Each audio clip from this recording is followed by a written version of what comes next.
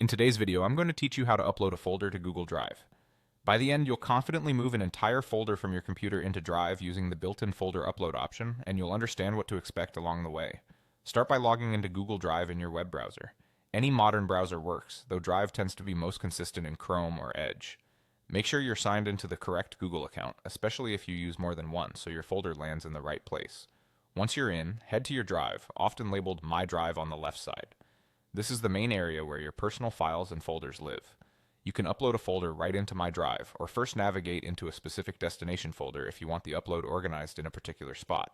Either way, the upload works the same. In the open space of your drive, right-click to bring up the context menu. On Windows, that's a standard right-click. On a Mac with a trackpad, use a two-finger click or hold Control and click. The context menu will appear with several options focused on creating or adding files. Choose Folder Upload from the menu. This tells Drive you want to bring in an entire folder, including any subfolders and files inside. Your computer's file picker will open. Navigate to the folder you want to upload. Take a moment to confirm it's the correct one by checking the folder name, and if needed, quickly peeking inside to ensure it contains the files you expect. Select the folder, then confirm the selection in the file picker.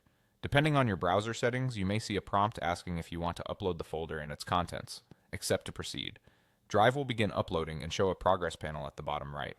Larger folders and many small files can take longer, and upload speed depends on your internet connection. Keep the tab open until the process completes to avoid interruptions.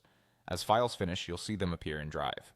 If a file with the same name already exists in that location, Drive may ask whether to keep both or update the existing one. Choose the option that matches your intent. If you don't see folder upload in the menu, double-check that you're in My Drive and using a supported browser. That's it. You've successfully uploaded a folder to Google Drive, preserving its structure and contents in one smooth step.